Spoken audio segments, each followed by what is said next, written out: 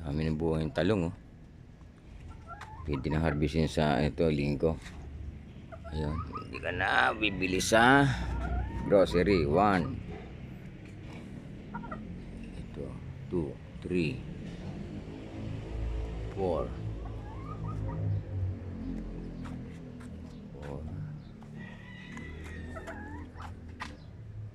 5, 6, 7, 8.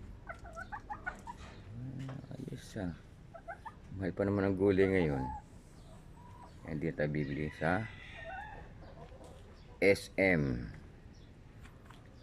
Ang ginawa ko dito, yan, pinutol ko. Ay, naglabasan ulit yung mga dahon, no? Pagka nag-iedad yung talong, gawin mo, putulin mo. Yan. Tapos magkakaroon ulit siya ng dahon. Yan. Yan, magbubulaklak na yan. Tapos yung binaong kong kangkong, nakaraang video ko, eto na ngayon, no? Ang lago na. Kaya pagka nagluto ako ng monggo na may baboy, na pata, yan, nalagay ko, tsaka malunggay. Yan, o kaya, pag walang ulam, sardinas, at saka yan, ayos na.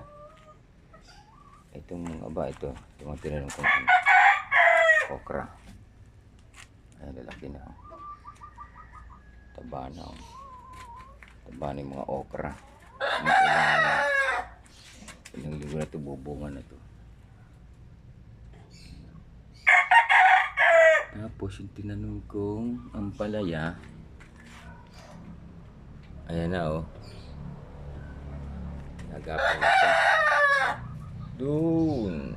Akit siya dyan. Akit siya dyan. Bali ito, 6 na puno. Kasi pag marami, magsisiksikan siya sa taas. Ayan. 1, 2,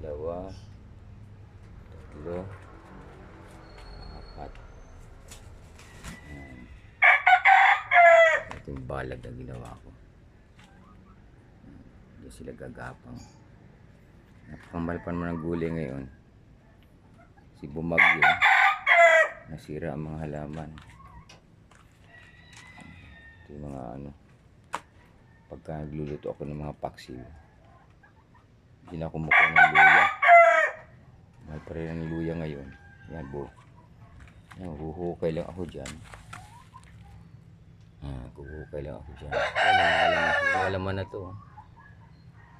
Tapos yung may maliit na tubo, binabuon ko ulit para dumami.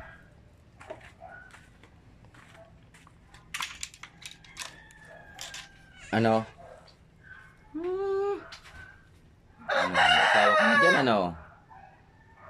Ayan. Para mangitlog. Para mangitlog kayo. Ayan, no? Isa. Tsaka yun. 2. 3. May kantang. Para mangitlog ka. Sayang patoka.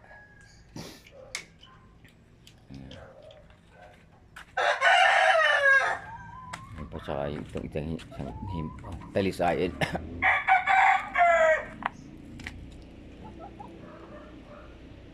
Pinya nito, ayaw pang bumunga eh.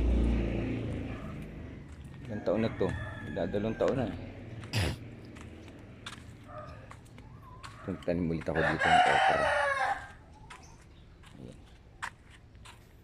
Okra kasi madaling ano, lumaki. So ang bilis bumunga.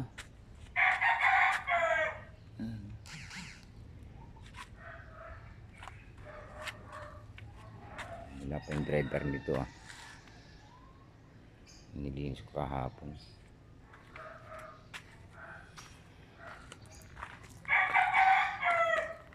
Dahil bunga itong kamias.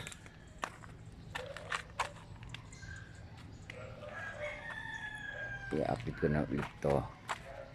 Susunod. Ayan.